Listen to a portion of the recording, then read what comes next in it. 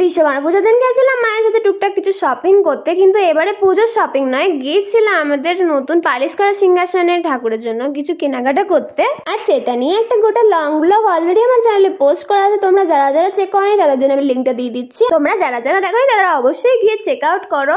টেলার্সের দোকানে গিয়ে মায়ের শাড়িতে পার বসাতে দিয়ে চলে গেলাম সোজা কাঁসা পিতলের দোকানে। ওখানে কিউট কিউট গপুগুলো দেখতে পেলাম যেগুলো হেভি কিউট ছিল। আর এই দোকানে ধূপবাতি থালাবাটি থেকে শুরু করে অনেক কিছুই পাওয়া যাচ্ছিল কাঁসা পেতলের। তারপরে চোখে পড়ে গেল এই টপটা, আর এই দুটো টপে আমাকে কেমন লাগছে অবশ্যই জানিও। তারপরে একটা শাড়ির দোকানে চলে গেলাম, যদিও আজকে শাড়ি শপিং করব না, তাই জিমিচু শাড়িগুলো দেখছিলাম। আর পুজোর জন্য এই কেনাকাটাগুলো করলাম টুকটাক যেগুলো বাকি ছিল। তারপরে চলে গেলাম একটা ফুলের দোকানে। সবকিছু তো আর এই ছোট শর্টসে বলা যায় না, এরপর কি করলাম না করলাম সেটা জানতে হলে অবশ্যই আমার বড় ব্লগটা গিয়ে চেক আউট করো। কেনাকাটি কমপ্লিট করে এখন যাচ্ছি বাড়ি। তোমাদের ভালো লাগলে অবশ্যই আমার চ্যানেলকে সাবস্ক্রাইব করে লাইক কমেন্ট শেয়ার করে দিও। Thanks for watching, tata.